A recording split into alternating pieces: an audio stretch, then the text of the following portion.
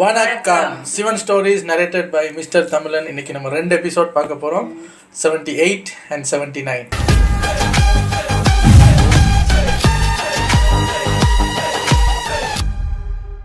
So ரெண்டுமே சின்ன சின்ன எபிசோடுங்கிறதுனால ரெண்டையுமே ஃபர்ஸ்ட் பார்த்துருவோம்.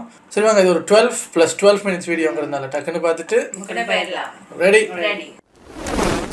பாட்டுல கல்யாண மாப்பிள்ளையான நம்ம சிவன் அலங்கரிக்கப்பட்ட காலமாடா மாறி இருக்கிற நம்ம நந்திதேவர் மேல அழகா ஜாமுன்னு உட்காந்து அவரோட கல்யாணத்துல கலந்துக்க ஊர்வலமா வந்துகிட்டு இருக்க நம்ம சிவபெருமானோட திருமண ஊர்வலம் எல்லாரும் சொன்ன மாதிரி உலகமே பார்த்து வியக்கிற மாதிரி அந்த அளவுக்கு அருமையா இருக்கு. முன்னாடி சிவகணங்கள் எல்லாரும் மேல வாசிக்கிட்டு டான்ஸ் ஆடிட்டே நடந்து போக தேவர்கள், ததீசி முனிவர், சப்தரிசிகள், நம்ம விஷ்ணு பகவான், லட்சுமி தேவி, பிரம்மா, சரஸ்வதி தேவி, நாரதர், இன்னும் கோடான கோடி சிவபக்தர்கள்னு, சிவ தொண்டர்கள்னு, சிவ துறவிகள்னு எல்லாரும் அவங்க சந்தோஷத்தை வெளிப்படுத்துற விதமா நாம ஹோலி கொண்டாடும் போது அந்த கலர் கலரா பொடியை தூவி கொண்டாடுவோம் இல்லையா, அந்த மாதிரி கொண்டாடிக்கிட்டு டான்ஸ் ஆடிக்கிட்டு ஹரஹர மகாதேவ் ஹரஹர மகாதேவ் அப்படின்னு கோஷம் போட்டுக்கிட்டு நம்ம சிவன் கூட சேர்ந்து ஹிமாலய ராஜ்யத்துக்கு போய்கிட்டு இருக்காங்க. அடுத்து இந்த மாதிரி நடந்துட்டே கைலாய மலைய ஒரு வழியா இந்த கூட்டம் தாண்டுது. அதுக்கப்புறம் ஹிமாலய எல்லை பகுதியில் இருக்கிற அந்த மலைகள்ல நடந்துகிட்டு இருக்கும் போது திடீர்னு பனி புயல், பனி காத்தா வீச ஆரம்பிக்குது. அந்த பயங்கரமான பனி புயல் காத்து வீசி அங்க நடந்துகிட்டு இருந்தவங்க எல்லாரோட கண்ணையும் அது மறைக்குது. ஏற்கனவே இந்த பாதையை பத்திய பெரிய அளவிலான ஒரு பரிச்சயம் இல்லாத நம்ம மக்கள் என்ன செய்யறது தெரியாம அப்படியே திணறிட்டு அங்கேயே நிக்கிறாங்க. இப்படி எந்த பக்கம் போறதுன்னு தெரியாம எல்லாரும் புலம்பிக்கிட்டு இருக்கும் போது ஆடுகளை மேய்க்கிற ஒரு 3 பேர் அவங்க ஆடுகளை கூட்டிட்டு இந்த பக்கம் வராங்க. அதுல அந்த ஆடு மேய்க்கிற ஒருத்தவர், என்ன ஊர்வலம் இது, நீங்க எல்லாரும் எங்க போய்கிட்டு இருக்கீங்க அப்படின்னு விசாரிக்கிறார். அப்ப நம்ம நாரதர் கொஞ்சம் முன்னாடி வந்து, இந்த ஊர்வலம் சிவபெருமானோட கல்யாண ஊர்வலம், நாங்க எல்லாரும் ஹிமாலய அரண்மனைக்கு போகணும், ஆனா இந்த பனி புயல், இந்த பனி காத்துனால எங்களுக்கு எந்த பக்கம் போறதுன்னு தெரிய மாட்டேங்குது, கொஞ்சம் தடுமாறுறோம், உங்களோட உதவி தேவை அப்படிங்கிற மாதிரி கேட்கிறார். இதை கேட்கிற நம்ம ஆடு மேய்க்கிறவங்க எல்லாரும் பயங்கர சந்தோஷத்தோடையும் ஆச்சரியத்தோடையும், இது அந்த சிவபெருமானோட திருமண ஊர்வலமா, நாங்க எல்லாருமே சிவனோட பரம பக்தர்கள், இந்த பனி புயலெல்லாம் எங்களுக்கு ஒரு சாதாரண விஷயம், அன்றாட விஷயம் இது, இங்க இருக்கிற எல்லா பாதைகளும் எங்களுக்கு அத்துப்படி. நாரதரே, எங்களுக்கு அந்த சிவபெருமானோட திருமண ஊர்வலம் நடந்து போறதுக்கான அந்த பாதையை காட்டுற பாக்கியமாவது கிடைச்சதே, ஆஹா ஆஹா, இந்த பாக்கியம் எங்களுக்கு கிடைக்கிறதுக்கு நாங்க கொடுத்து வச்சிருக்கணும், நாங்க வழிகாட்டுறோங்கிறாங்க, நாங்களும் திருமண ஊர்வலத்துல கலந்துக்கிறோங்கிறாங்க, நீங்க எல்லாரும் எங்களை ஃபாலோ பண்ணிட்டே வாங்க, நாங்க உங்களை சரியான பாதையில வழிநடத்தி போறோம்ன்றாங்க. நம்ம சிவனும் மனசுல, என்னோட கிருபை எப்பவுமே இந்த ஆடு மேய்க்கிறவங்க மேல இருக்கும், நீங்க செய்யற அந்த உதவி எனக்கு ரொம்பவே பெரிய உதவி, அதுக்கு நன்றி அப்படின்னு சொல்லிட்டு மறுபடியும் நல்லபடியா திருமண ஊர்வலம் ஹிமாலய அரண்மனையை நோக்கி நடக்க ஆரம்பிக்குது. அடுத்து ஒரு இடத்துல தட்சனோட ராஜ்யத்துல இருந்த செலவடிக்கிற சிற்பிகள் அவங்க எல்லாரும் அங்க வராங்க. வந்தவங்க சப்தரிசிகள் கிட்ட, பிரபஞ்ச அதிபதி தட்சன் அவரோட நாட்டை விட்டு எங்களை வெளியில துரத்தி எங்களை நாடு கடத்தினப்போ சிவபெருமான் தான் அவரோட கைலாய மலையில எங்களுக்கு தங்குறதுக்கான இடம் கொடுத்து சிற்பிகளுக்கு தேவையான எல்லா வசதிகளையும் செஞ்சு கொடுத்து எங்க சமுதாயத்துக்கே ஒரு பெரிய உதவி செஞ்சார். அவரோட கல்யாணத்துல நாங்க கலந்துக்கிறது எங்களோட பெரிய பாக்கியம்னு சொல்றாங்க. அங்க இருந்த நம்ம சப்தரிசிகளும், ஆஹா வாங்க வந்து கலந்துக்கங்க, சிற்பிகள் சமுதாயம் இந்த கல்யாண ஊர்வலத்துல கலந்துக்கிறது எங்களுக்கும் பெருமைதான் அப்படின்னு சொல்லி அவங்களையும் வரவேற்கிறாங்க. மறுபடியும் ஊர்வலம் நகருது. திடீர்னு பார்த்தா முன்னாடி போய்கிட்டு இருக்கிற நம்ம சிவகணங்கள் எல்லாம் யாரையோ பார்த்து பயப்படுற மாதிரி காட்டுறாங்க. யாருன்னு பார்த்தா நம்ம அசுர குருதேவரோட தலைமையில நிறைய அசுரர்கள் வந்துகிட்டு இருக்காங்க. திடீர்னு ஏன் ஊர்வலம் நின்றுச்சுன்னு பின்னாடி இருந்த தேவர்கள், தேவகுரு, சப்தரிசிகள் எல்லாரும் முன்னாடி வந்து பாக்குறாங்க. அசுர குருதேவரையும் அந்த அசுர சேனையும் பார்த்தா சத்தியமா போதொடுக்க வந்திருக்காங்க, தாக்குதல் நடத்த வந்திருக்கிற மாதிரி அவங்களுக்கு தெரியலாம். இந்திரனும், ஐயோ தேவர்களையும் என்னையும் அழிப்பதற்காகவே அசுர குருதேவர் வந்து கொண்டிருக்கிறார், போச்சு போச்சுங்கிற மாதிரி அலறார். என்னையா இங்கேயும் வந்து போது இருக்க போறீங்களா, என்னையா இது அப்படிங்கிற மாதிரி குருதேவரை பார்த்து கேட்கிறார். இந்திரனுக்கு எந்த பதிலும் சொல்லாம அசுர குரு சுக்கராச்சாரியாரு அவனை கடந்து இந்த பக்கத்துல பார்த்தா இங்க தேவகுரு பிரகஸ்பதி இருக்கார். அவரு நம்ம அசுர குருவை பார்த்து, உங்களுக்கு இது கேவலமா இல்ல, இப்படி ஒரு சுபகாரியம் நடக்கிற சமயமா பார்த்து போதொடுக்க வந்திருக்கிறீங்களே அப்படின்னு கேட்கிறார். அப்பதான் நம்மால வாயெடுத்து பேசவே ஆரம்பிக்கிறாப்ல, இல்ல பிரகஸ்பதி, நாங்க இங்க போதொடுக்க வரல, எங்க சிவனோட திருமண ஊர்வலத்துல நாங்களும் கலந்துக்கிறதுக்காக வந்திருக்கிறோம். இன்னைக்கு எங்களோட குலதெய்வம் அந்த சிவபெருமான் கல்யாணம் செஞ்சுக்க போறார். என்ன மாதிரி பக்தர்களுக்கு இவ்வளவு காலமாக அப்பனா சிவன் இருந்தார், இனி அம்மாவா ஆதிபரா சக்தி இருக்க போறாங்க, எங்க குடும்பம் முழுமையடைய போகுது, அந்த சந்தோஷத்தை கொண்டாட வந்திருக்கிறதா அசுர குரு சொல்றாரு. அதுக்கு நம்ம தேவகுரு பிரகஸ்பதியோ, என்னையா சொல்றீங்க, நீங்க தேவர்கள் வாழக்கூடிய சொர்க்கலோகத்தை நீங்க கைப்பற்றீங்க, தட்டி பறிச்சீங்க, அது மட்டுமா மாதா பார்வதி தேவியவே கொல்ல பார்த்த பாவிக நீங்க, உங்களுக்கு இங்க என்னையா வேலை அப்படின்னு கேட்கிறார். பக்கத்துல இருந்த இந்திரரோ, ஆமா ஆமா, எங்க குருதேவர் கேட்கறதுல என்ன தப்பு, உங்களை மாதிரியான அசுரர்கள் இப்பேற்பட்ட பேரும் புகழும் வாய்ந்த ஒரு திருமண ஊர்வலத்துல பங்கேற்பது அப்படிங்கிறது தேவர்களான எங்களுக்கு இது அசிங்கம், அதனால உங்களை யாரையுமே நாங்க இந்த ஊர்வலத்துல சேர்த்துக்க மாட்டோம் அப்படிங்கிற. அப்ப நம்ம சிவனோட குரல் கேக்குது, இல்லை இந்திரா இல்லை அப்படின்னு ஒரு சத்தம், சிவனோட சத்தம். நந்திக்கு மேல இருந்து இவர் கீழே இறங்கி வந்து அவரோட சூலத்தோட அசுரர்களுக்கு காட்சி அளிக்கிறார். அசுரர்களும் சிவனை வணங்க சிவன் பேச ஆரம்பிக்கிறார். அசுரகுரு நிறைய தடவை அசுரர்கள் என்ன கஷ்டப்படுத்துற மாதிரி நிறைய விஷயங்கள் செஞ்சிருக்காங்க. ஆனா நான் என்னோட பக்தர்கள் செய்யற அந்த செயலை வச்சு பாரபட்சம் பார்த்து பிரிச்சு பார்க்க மாட்டேன், எல்லாரும் எனக்கு ஒண்ணுதான்னு சொல்றாரு. அப்போ அசுர குருதேவர் சிவன் கிட்ட போய், மகாதேவா எனக்கு தெரியும் என்னோட சிஷ்யர்கள் எல்லாரும் உங்களுக்கு எதிரா சில பல செயல்கள் சில பல தவறுகளை செஞ்சிருப்பாங்க, அவங்களுக்காக அவங்க சார்பா நான் உங்ககிட்ட மன்னிப்பு கேட்டுக்கிறேன் பிரபு. ஏன்னா ஒரு குருதேவரா என்னால என்னோட சிஷ்யர்களை சரியான பாதையில கூட்டிட்டு போக முடியல. ஆனா அதுக்காக நான் பண்ண தப்புக்காக என்னோட சிஷ்யர்களை எங்க இனத்தை உங்க கல்யாணத்துல கலந்துக்க விடாம செஞ்சிடாதீங்க பிரபு, எங்களை விரட்டி அடிச்சிடாதீங்க அப்படின்னு மன்றாடி கேட்டுக்கிறாரு. நம்ம சிவனும் ஒரு சின்ன சிரிப்போட, தேவர்கள் பங்கெடுக்கிற இந்த திருமண ஊர்வலத்துல, மனிதர்கள் பங்கெடுக்கிற இந்த திருமண ஊர்வலத்துல அசுரர்களும் பங்கெடுப்பது எனக்கு பெருமை, வாங்க அப்படின்னு அவங்களையும் சேர்த்துக்கிறார். உடனே அவங்களும் நன்றி பிரபு நன்றி அப்படின்னு சொல்லி அவங்களும் ஹரஹர மகாதேவ் அப்படின்னு கூச்சல் போட ஆரம்பிக்கிறாங்க, வாழ்த்த ஆரம்பிக்கிறாங்க. மறுபடியும் ஊர்வலம் அங்கிருந்து நகர்ந்து நகர்ந்து நகர்ந்து ஒரு வழியா ராஜ்யத்துக்கு சிட்டிக்கு பக்கத்துல வந்தாச்சு. இந்த திருமண ஊர்வலத்துல வந்தவங்களுடைய கூட்டம் பயங்கர கெடுபடியா அதிகமா இருக்கிறதுனால அந்த ராஜ்யமே அப்படியே நிறைஞ்சு வலியுது. திருமண ஊர்வலத்துல இருக்கிறவங்க அவங்க சந்தோஷத்தை வெளிப்படுத்துற விதமா அந்த கலர்கலர் பொடிகளை தூவி எல்லா பேரையும் கொண்டாட வைக்கிறாங்க, அவங்களும் கொண்டாடுறாங்க. இதை எல்லாத்தையும் பாக்குற நம்ம பார்வதியோட வீட்டுல இருக்கிறவங்க, ஆஹா ஆஹா எப்பேற்பட்ட கூட்டம் அப்படின்னு சந்தோஷப்படுறாங்க. அங்க நம்ம பார்வதி தேவியோட அம்மா மீனா பேசுறாங்க, திருமண ஊர்வலமே இவ்வளவு அழகா ஜெலிப்பா இருக்கும் போது நம்ம மாப்பிள்ள இன்னும் எவ்வளவு ஹேண்ட்ஸமா அழகா இருப்பாப்ல அப்படின்னு பேசிக்கிறாங்க. சோ இப்படியாக திருமண ஊர்வலத்துல முன்னாடி வந்தவங்க எல்லாம் அரண்மனைக்குள்ள என்டர் ஆறாங்க. முன்னாடி வந்தவங்க யாரு? குரு பிரகஸ்பதி, விஷ்ணு பகவான், லட்சுமி, பிரம்மா, சரஸ்வதி, தேவர்கள். இவங்கெல்லாம் எப்பவுமே அழகா இருக்கிறவங்க, நீட்டா ட்ரெஸ் பண்ணிக்கிறவங்க, கிரீடம் எல்லாம் தலையில மாட்டிக்கிறவங்க. சோ மங்களகரமா அவங்க எல்லாரையும் வரவேற்று மலர் தூவி வாங்க வாங்கன்னு கூப்பிடுறாங்க. அடுத்து வருது நம்ம மாதா அனிஷியா, சப்தரிஷிகள், ததீசி முனிவர். இவங்க எல்லாம் பாத்தீங்கன்னா தங்க ஆபரணங்களால தங்களை அலங்கரிக்க மாட்டாங்க, இருந்தாலும் ரொம்ப டீசென்ட்டா ஜென்டில்மேன் மாதிரி இருப்பாங்க. அவங்களையும் மலர் தூவி வரவேற்கிறாங்க. அடுத்து சந்தோஷத்துல சுடுகாட்டுல கிடைக்கிற அந்த சாம்பலை தூவிக்கிட்டே ஆட்டம் போட்டுக்கிட்டு வருது நம்ம சிவகணங்கள். சிவகணங்களை பத்தி தெரிஞ்சவங்க எல்லாரும் இவங்க எப்படித்தான் அப்படிங்கிற மாதிரி அமைதியா இருக்காங்க. ஆனா நம்ம மீனாவதி தேவியும் பாட்டிமாவும் யாருடா இந்த காட்டுமிராணிகன்னு ரொம்ப பயந்துறாங்க. அடுத்து சிவகணங்களுக்கு மத்தியில அவங்க எல்லாரும் தூவுற அந்த சாம்பலுக்கு மத்தியில இருந்து நம்ம சிவன் உடம்பு முழுக்க, உடம்பு மூஞ்சி முடின்னு எல்லாமே சாம்பலால அப்படியே கவராகி சுடுகாட்டுல அப்படியே பாதி எரிஞ்சுக்கிட்டு இருக்கும் போது எந்திரிச்சு அந்த மாதிரி ஒரு ரூபம். சிவனை பத்தியும் சிவனோட இந்த ரூபத்தை பத்தியும் நல்லா தெரிஞ்ச பர்வதராஜன், கங்காதேவி, மகாமந்திரி இவங்க எல்லாரும் சிரிக்கிறாங்க. ஆனா மீனாதேவி ரொம்பவே பயந்துறாங்க. கிளவி எல்லாம் ஐயோ ஆத்தாடி என்னையா இது கோலம், யாரையா இது அப்படின்னு வாயில கைய வச்சுக்கிறா. சிவனோட இந்த ரூபத்தை பார்த்து வணங்கி சப்தரிஷிகள் எல்லாரும் ஹரஹர மகாதேவ் அப்படின்னு சொல்லி சிவனை வழிபடுறாங்க. இதுல ஆராத்தி எடுக்க வந்த அந்த கூட்டம் இந்த காட்டு மிராண்டிகளுக்கு மத்தியில யாரையா மாப்பிள்ள அப்படின்னு தெரியாம அவங்களுக்குள்ள பேசிட்டு இருக்காங்க. இந்த மாதிரி ஃபுல்லா சாம்பல் பூசின உடம்போட சூலத்தை வேற தூக்கி தூக்கி காமிச்சிட்டு சாம்பல் புகைக்கு நடுவுல இருந்து பொண்ணு வீட்டுக்காரங்க கிட்ட போய் நிக்கிறாரு நம்ம சிவன். பர்வதராஜனும் கங்காவும் சிவனை வணங்குறாங்க. ஆனா மீனாவும் பாட்டிமாவும் யாரு இவரு, இவர்தான் சிவனா, இவர்தான் கல்யாண மாப்பிள்ளையான ஒருத்தர் முடிச்சு பாத்துக்கிட்டு நிக்கிறாங்க. அடுத்து நம்ம பாட்டிமாக்கு மட்டும் இந்த குழப்பத்திலையும் சம்பிரதாயம் மட்டும் சரியா ஞாபகம் வந்துட, என்ன இருந்தாலும் ஆரத்தி எடுக்கணும்னு நம்ம மீனாவதி தேவியோட கையில ஆரத்தி தட்டை கொடுக்குறாங்க. அவங்களோ இன்னும் அதிர்ச்சியில இருந்து மீள முடியாம ஆரத்தி தட்டை வாங்கிக்கிட்டு சிவன் முன்னாடி நடந்து போறாங்க. போய் சிவனை மேலையும் கீழையும் பார்க்க இன்னும் பயந்துடுறாங்க. பயத்துல கையெல்லாம் நடுங்க. அந்த நடுக்கத்தடையே எப்படியோ ஆரத்தி எடுத்து முடிச்சிடறாங்க. அடுத்து இன்னும் சில லேடிஸ் போய் சிவனுக்கு ஆரத்தி எடுக்கிறாங்க. ஆரத்தி எடுத்தவங்க பேசாம போகாம, சிவனே நாங்க உங்களுக்கு ஆரத்தி எடுத்துக்கிறோம், எங்களுக்கு தட்டுல ஏதாவது நீங்க போடணும்ல அப்படின்னு ஒரு லேடி கேட்க சிவன் என்ன கொடுக்கறதுன்னு தெரியாம முழிக்கிறார். அப்ப நம்ம கிளவி, மாப்பிள்ள ஆரத்தி எடுத்தவங்களுக்கு நீங்க இப்போ உங்ககிட்ட இருக்கிற ஏதாவது ஒண்ணு கொடுக்கணும். இப்பெல்லாம் பாத்தீங்கன்னா ஆரத்தி எடுத்தாங்கன்னா 100 ரூபா 500 ரூபா 2000 நோட்டு வசதிக்கு ஏத்த மாதிரி கொடுப்பாங்க. நம்ம சிவனுக்கு இதை கேட்டு சிரிச்சுட்டே, ஓ அப்படியா சரி கண்டிப்பா எனக்கு ரொம்ப ரொம்ப ஒரு பிடிச்ச பொருள் இருக்கு அதை நான் கொடுக்குறேன் அப்படின்னு சொல்லி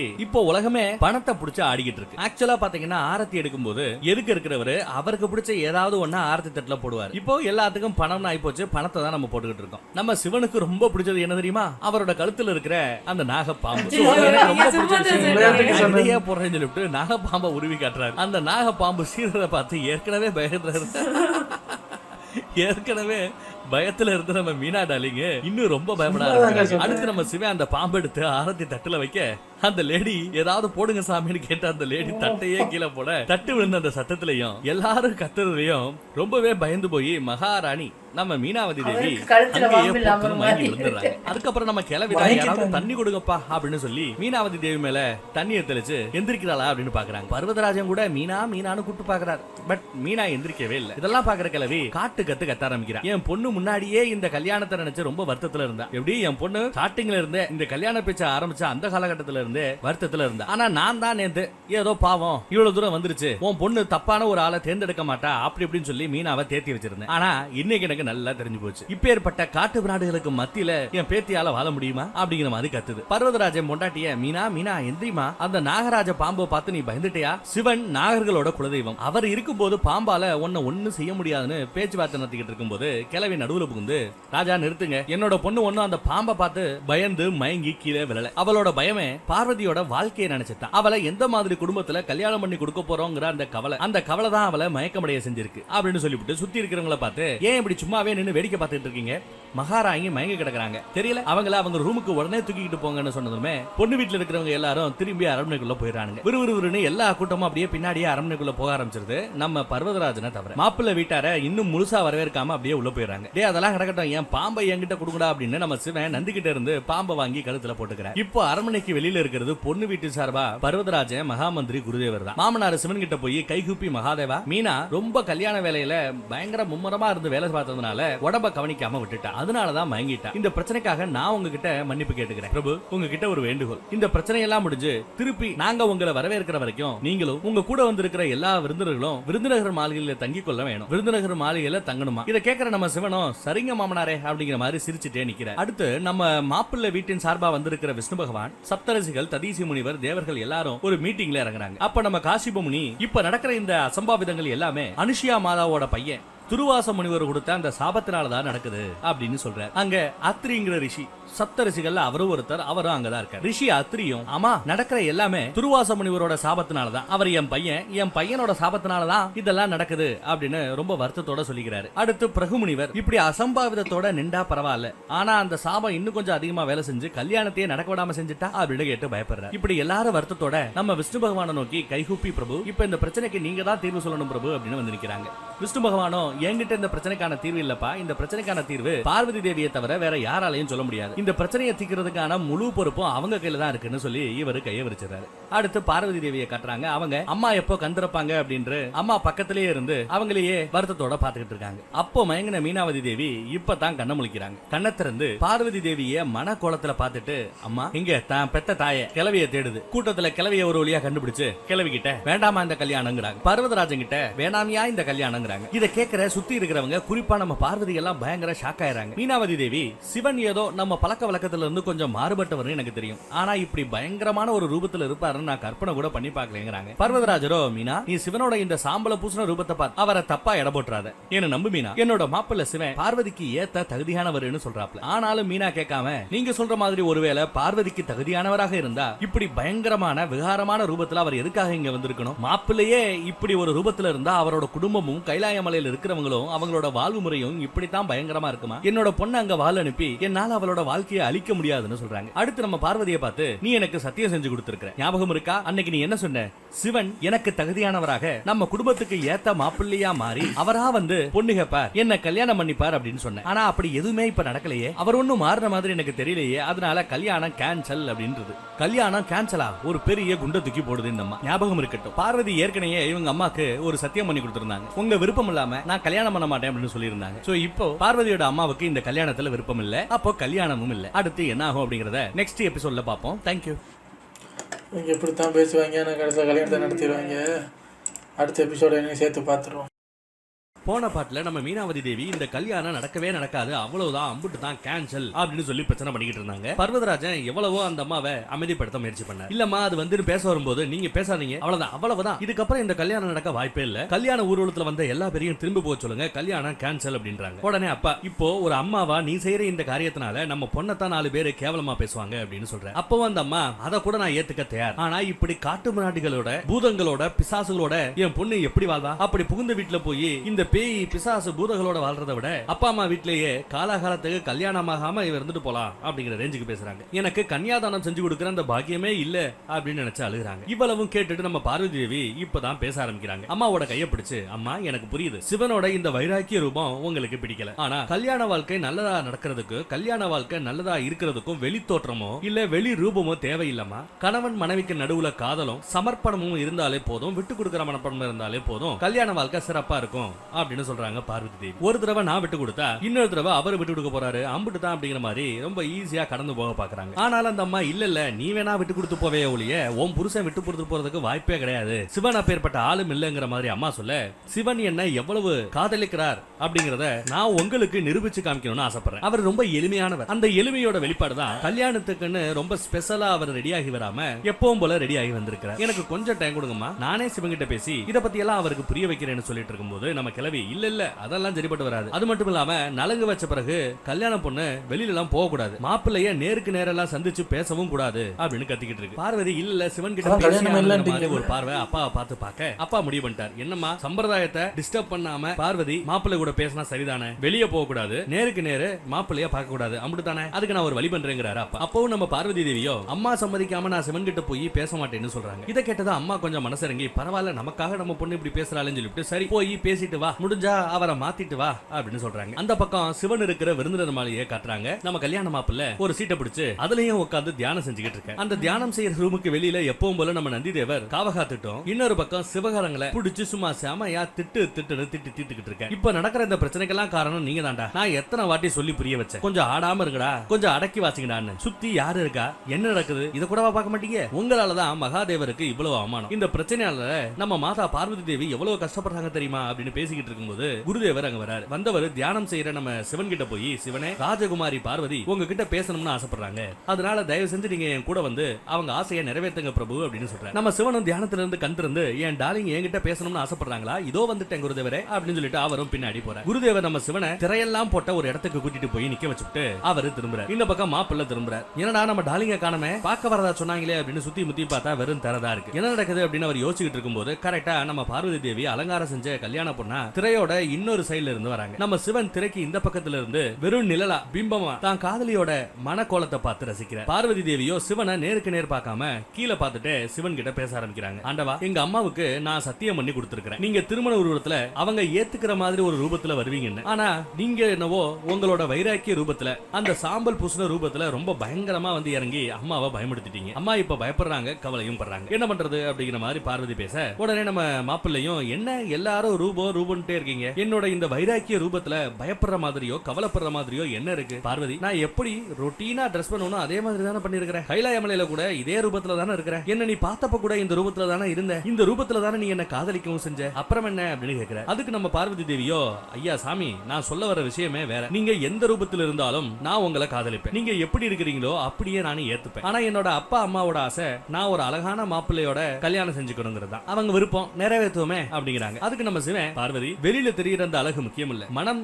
எவ்வளவு சுத்தமாகவும் பக்குவப்பட்டும் இருக்கிறதோ அதுவே முக்கியம், அதுவே நிரந்தரம், அழிஞ்சு போற இந்த வெத்து உடம்புல வெள்ள தோலில் இருக்கிற அழகு காலம் மாற மாற மாற பொலிவிழந்து போயிடும், ஆனா மன அழகு 20 வயசுல மனதளவுல ஒரு பையன் அழகா இருக்கான் அப்படின்னா அவன் 70 வயசுலயும் அதே மன அழகோட அழகா இருப்பான், அந்த மன அழகு மட்டும் குறையவே குறையாது, பொலிவிழக்காது அப்படின்னு அட்வைஸ் பண்ண ஆரம்பிச்சிட்டாரு. இதை நீ உன்னோட அப்பா அம்மாவுக்கு புரிய வைன்னு சொல்றாரு. சிவனே ஆண்டவா, நீங்க சொல்ற இந்த உண்மையெல்லாம் இந்த மகத்துவத்தை எல்லாம் மனுஷங்க எல்லாம் புரிஞ்சுக்கிட்டாங்கன்னா மனிதர்கள் அத்தனை பேருமே கடவுளா மாறிட மாட்டாங்களா, இந்த அளவுக்கு பக்குவம் இருக்கிற மனுஷன் கடவுளா தான் கருதப்படுவான், ஆனா பயபலிகளுக்கு அவ்வளவு புத்தி இல்ல, மனசுல என்ன படுதோ என்ன ஆசை வருதோ அதைத்தான் அவங்க நம்புவாங்க, அது நடக்கணும்னு ஆசைப்படுவாங்க, மனிதர்களோட மனசை மனிதர்களே புரிஞ்சுக்க முடியாது, இதுல மத்தவங்களோட மன அழகை எப்படி இந்த பயல புரிஞ்சுப்பாங்க, அதனாலதான் மனிதர்கள் எல்லாருமே வெளியில தெரியக்கூடிய அந்த அழகை உண்மைன்னு நம்பி வாழ்ந்துகிட்டு இருக்காங்க. என்னோட அம்மாவும் ஒரு சாதாரண மனுஷி, அதனால அவங்க யோசிக்கிற முறை அப்படித்தான் இருக்கும், இப்போ அவங்க நம்ம 2 பேரோட கல்யாணமும் நடக்க கூடாது அப்படின்னு நினைக்கிறாங்க, மாப்பிள்ளை பாக்குறதுக்கு நல்லா இல்லங்கிறாங்க, அவங்க ஆசையெல்லாம் என்ன, நான் ஒரு அழகான ஆண்மகனை கல்யாணம் செஞ்சுக்கணுங்கிறது மட்டும்தான், எனக்கு என்னமோ உங்களோட இந்த வைராக்கிய ரூபம் தான், சாம்பல் பூசண இந்த ரூபம் தான் எனக்கு பிடிச்சிருக்கு, அம்மாக்காக கொஞ்சம் ட்ரெஸ் சேஞ்ச் பண்ணிட்டு தான் வாங்கல அப்படிங்கிற மாதிரி கேக்குறாங்க. அதுக்கு நம்ம சிவன் எந்த ஒரு பதிலும் சொல்லாம அப்படியே சும்மாவே நிக்கிறார். அப்ப நம்ம விஷ்ணு பகவான் அங்க பார்வதியோட அண்ணன் ரூபத்துல வந்து, நிச்சயமாக சிவன் நீங்க எதிர்பார்க்கிற மாதிரியே மாப்பிள்ளை ரூபத்துல காட்சி எழுப்பார் அப்படிங்கிறார். அடுத்து நம்ம பார்வதி தேவியை பார்த்து, தங்கச்சி நிச்சயமா சிவன் நீ எதிர்பார்க்கிற மாதிரியே வந்து காட்சி எழுப்பார், உன்னோட அண்ணன் நான் இருக்கிறமா, நானே என் கையால சிவனுக்கு கல்யாண மாப்பிள்ளை அலங்காரம் நான் செய்யறேன் அப்படின்னு சொல்றேன், நான் பண்ற இந்த அலங்காரத்தை பார்த்து உங்க அம்மா அப்படியே பயங்கர சந்தோஷத்துல திளைக்க போறாங்க பாருங்கிற மாதிரி சொல்றேன், கல்யாணத்துக்கு ஒத்துப்பாங்கிற மாதிரி சொல்றேன். இப்ப நான் சிவனுக்கு செய்ய போற இந்த அலங்காரம் என்னோட 10 அவதாரங்களையும் விட மிக அதுக்கு நான் கேரண்டிங்கிற அந்த அழகை பார்த்து இந்த உலகமே அவருக்கு சந்திரசேகரா அப்படின்னு பெயர் சூட்டும் அப்படின்னு சொல்ற. சொன்ன மாதிரியே விஷ்ணு பகவான் பார்வதி தேவியோட அண்ணனா சிவனுக்கு அலங்காரம் செய்ய ஆரம்பிக்கிறார். ஃபர்ஸ்ட் நம்ம சிவனோட ஜடாமுடி, அவரோட மண்டையில இருக்கிற கொண்டை, இது எல்லாத்தையும் எடுத்து நம்ம சிவனுக்கு ஹேர் கட் பண்ணி விடுறாரு. அடுத்து ஆடை ஆபரணங்கள் எல்லாம் போட்டு விடுறாரு. இதெல்லாம் ஒரு ரூமுக்குள்ள நடந்துகிட்டு இருக்கு. ரூமுக்கு வெளியில சப்தரிசிகள், ததீசி முனிவர், தேவர்கள், நந்தி, அப்புறம் நம்ம பயல்கள் எல்லா பேரும் எப்படா சிவன் வெளியே வருவாரு அப்படின்னு சொல்லிட்டு காத்துக்கிட்டு இருக்காங்க. அத்ரி ரிஷி கல்யாண முகூர்த்தத்துக்கான நேரம் நெருங்கிக்கிட்டே இருக்கு. நம்ம சிவபெருமானோட அலங்காரம் இன்னும் முடிஞ்ச பாடிலேயே அப்படிங்கிற மாதிரி சொல்றேன். ததீசி முனிவரும் செம்ம கடுப்புல, ஐய நான் போயிருந்தா கூட ஏதோ சட்டுப்பட்டுன்னு 2 மேக்கப் போட்டு அவரை கூட்டு வந்திருப்பேன், நல்ல நேரம் முடிய போகுது, நாராயணர் வேற உள்ள போயிட்டாப்ல, அவர் ஏதாவது லீல பண்ற அது பண்ற இது பண்ற சொல்லிட்டு சேட்டை பண்ணிடுவாரோ அப்படிங்கிற மாதிரி இவருக்கு பயம். இவரோட பயமும் நியாயம் தான். ஏன்னா சொல்ல போனா ஸ்டார்டிங்ல இருந்தே சிவனோட ரூபத்தை மாத்துறதுல ரொம்ப கண்ணுகருத்தமா இருந்தது நாராயணரும். நாராயணா நாராயணான்னு சொல்லிக்கிட்டு இருக்கிற நம்ம நாரதர் தான். அந்த கடுப்பு நம்ம ததீசி முனிவருக்கு. இதெல்லாம் பாக்குற இந்திரன், என்ன ததீசி முனிவரே நீங்களே எப்படி சொல்லிட்டீங்க, அந்த நாராயணரே சிவனோட கல்யாணத்தை முடிக்கிற பொறுப்பா அவர் கையில எடுத்துக்கிட்டார், அதனால நாம கவலைப்படாம நிம்மதியா இருப்போமே, நீங்க ஏன் அப்படி பாசிட்டிவா பார்க்க கூடாது அப்படின்னு கேக்குறாரு. அப்போ ரூமோட கதவு திறந்து நம்ம நாராயணர் மட்டும் வெளியில வராரு. நந்தி அவர்கிட்ட ஓடி போய் என்னோட பிரபுவோட அலங்காரம் எல்லாம் முடிஞ்சிருச்சா நாராயணா அப்படின்னு கேக்குறாரு. நம்ம விஷ்ணு பகவானோ அவர்கிட்ட பதில் சொல்லாம கொஞ்சம் தூரம் நடந்து வந்து எல்லாரும் முன்னாடியும் போய் நம்ம மாப்பிள்ளை கல்யாணத்துக்கு ரெடி ஆயிட்டாப்ல, கண்டிப்பா இந்த கல்யாணம் நடந்து முடிந்து விடும் அப்படின்னு சொல்ல, அதை கேட்ட எல்லா பேரும் உடனே குஷியாகி ஹர ஹர மகாதேவ் அப்படின்னு கோஷம் போட ஆரம்பிக்கிறாங்க. கட் பண்ணா பழையபடி பொண்ணு வீட்டுக்காரங்க எல்லாரும் சிவனா அவரோட புது ரூபத்துல வரவேற்கிறதுக்காக வெயிட் பண்ணிக்கிட்டு இருக்காங்க. மீனாவதி தேவியோ இன்னும் கவலையோட இந்த ரூபத்துல சிவன் எப்படி இருப்பாரோ அப்படின்னு நினைச்சுக்கிட்டு நிக்கிறாங்க. அடுத்து பார்த்தா நம்ம சிவன் ஹிமாலய அரண்மனையை நோக்கி நடந்து வந்துகிட்டு இருக்க, பொண்ணு வீட்டோட அரண்மனையை நோக்கி நடந்து வந்துகிட்டு இருக்க. ஆனா நம்ம சிவனோட ஃபேஸ காட்டல, சுத்தி சுத்தி சுத்தி சுத்தி அவரோட திவ்ய அலங்காரத்தை காட்டுறாங்க. பொண்ணு வீட்டுக்காரங்க ஒவ்வொருத்தரா சிவனோட ரூபத்தை பார்த்து சந்தோஷப்படுறாங்க. அப்படியே எல்லா பேரும் பார்த்து சந்தோஷப்படுறத காமிச்சிட்டு கடைசியா தான் நமக்கு நம்ம சிவனோட முகத்தை கொஞ்சம் பிளர்ரா காட்டி அதுக்கப்புறம் தான் போக்கஸ்ல அந்த ஃபுல் அழகையும் காட்டுறாங்க. ஒரு பக்கா ஃபர்ஸ்ட் கிளாஸ் ஹேண்ட்சம் மாப்பிள்ளையா ரெடியாகி நிக்கிறாரு நம்ம சிவன். பொண்ணு வீட்டுல இருக்கிறவங்க எல்லாருக்கும் சந்தோஷம். சிவனோட வருங்கால மாமியார் மீனாவதி தேவியும் சிவனோட இந்த ரூபத்தை பார்த்து மனசுக்குள்ள அம்புடி சந்தோஷப்படுறாங்க. மனசுக்குள்ளேயே சிவன் கூட அவங்க பேசவே செய்றாங்க. மீனாவதி தேவி சிவன் கிட்ட இந்த மாதிரி ஒரு அழகான ரூபத்துல உங்களை யாரும் கற்பனை கூட செஞ்சிருச்சு பார்க்க மாட்டாங்க, கற்பனை கூட சிவன் இப்படி இருப்பாருன்னு யாரும் பண்ணி பார்த்திருக்க மாட்டாங்க, அவ்வளவு அழகா இருக்கீங்க மாப்பிள்ளை அப்படின்னு சொல்றாங்க. அதுக்கு நம்ம சிவன், அப்போ நீங்க என்ன மாப்பிள்ளையா ஏத்துக்கிறீங்களா அப்படின்னு கேக்குறாரு. அதுக்கு நம்ம மீனாவதி தேவி முகமுழுக்க சிரிப்போட, கண்டிப்பா முழு மனசோட ஏத்துக்கிறேன் மகாதேவா அப்படின்னு சொல்றாங்க. உங்களோட இந்த திவ்ய ரூபத்தை பார்த்ததுக்கு அப்புறம் என்னோட மனசுல இருந்த எல்லா பயமும் போய் எனக்கு முக்தி கிடைச்சிருச்சு அப்படின்னு சொல்றாங்க. மீனாவதி தேவியோட கண்ணுல இப்ப ஆனந்த கண்ணீர். அந்த கண்ணீரோட என்னோட செயல்களுக்காகவும் என்னோட பிடிவாதத்துக்காகவும் என்ன மன்னிச்சிடுங்க மகாதேவான்னு சொல்றாங்க. அதுக்கு நம்ம சிவன், நீங்க எந்த தப்பும் செய்யலாமாதா, நீங்க செஞ்சது எல்லாம் உங்க பொண்ணு மேல வச்சிருந்த அந்த பாசத்தினாலையும் அவளோட நன்மையை நினைச்சதுதான் செஞ்சிருக்கீங்க, அது ஒரு தாயோட தர்மம், அதுல எந்த தப்பும் இல்ல அப்படின்னு சொல்றாரு. அடுத்து நம்ம மீனாவதி தேவி சந்தோஷமா சிவனையும் திருமண ஊர்வலத்துல வந்திருக்கிற எல்லாரையும் வரவேற்கிறாங்க. ஆரத்தி தட்டை எடுத்துட்டு போய் முழு மன திருப்தியோடையும் சந்தோஷத்தோடையும் சிவனுக்கு பொட்டு வச்சு மலர் தூவி ஆரத்தி எடுக்கிறாங்க. அடுத்து அவங்க பொண்ணு கங்காவை கூப்பிட்டு போய் பார்வதியை கூட்டிட்டு வாமா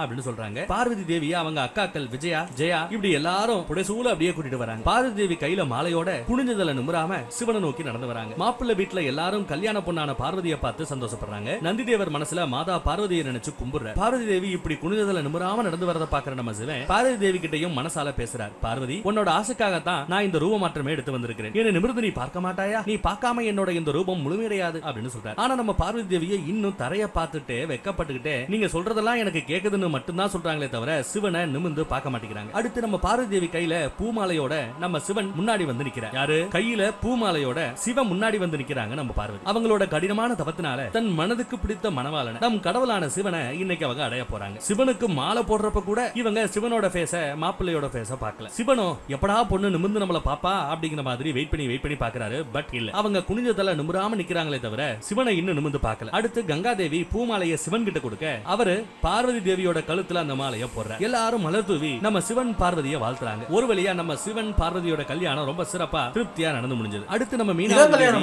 உங்களை வரவேற்கிறது எங்களோட மிகப்பெரிய பாக்கியம், அரண்மனைக்குள்ள வாங்க அப்படின்னு சொல்லி நம்ம சிவன் கூட்டிட்டு போறாங்க. மறுவீடுன்னு சொல்லுவோம்ல, கிட்டத்தட்ட அந்த மாதிரி போறாங்க போல. பொண்ணு வீட்டுக்காரங்க மாப்பிள்ளை வீட்டுக்காரங்கன்னு எல்லாரும் சேர்ந்து அரண்மனைக்குள்ள போறாங்க. கல்யாணம் முடிஞ்சிருச்சு, ஆனா இன்னும் சம்பிரதாயங்களும் கல்யாண விதிமுறைகளும் எவ்வளவோ இருக்கு, லீலைகளுக்கும் பஞ்சம் இல்லாம வேற இருக்கு. அதை எல்லாத்தையும் நம்ம அடுத்தடுத்து பார்க்க போறோம். என்னடா நேத்துக்கு ஷார்ட்டா முடிச்சிட்டான் இன்னைக்கு ஷார்ட்டா முடிச்சிட்டானே அப்படின்னு தப்பா நினைச்சுக்காதீங்க. நம்ம எடிட்டரோட என்கேஜ்மெண்ட்டுக்கு போயிட்டு வந்தோம், ஆகஸ்ட்ல கல்யாணம், அதனாலதான் கொஞ்சம் ஷார்ட்டா இந்த 2 எபிசோட போட்டு விட்டேன். நாளையில இருந்து சாலிடா எப்பவும் போல ஃபுல் ரிலீஸ் நீங்க எதிர்பார்க்கலாம். அப்படியே போற போக்குல நம்ம எடிட்டரை கொஞ்சம் வாழ்த்தி 4 கமெண்ட் போட்டு போங்க. தேங்க்யூ. ஒரு வழியாக கல்யாணம் நடந்துருச்சு, ஆனால் இன்னும் சம்பிரதாயம் அது இதுன்னு ஒரு 5 வருஷம் ஓட்டுவாங்க. பார்ப்போம், முருகன் வர்றதுக்கு தான் வெயிட்டிங். உங்களை நாளைக்கு வந்து சந்திக்கிறேன். பாய்.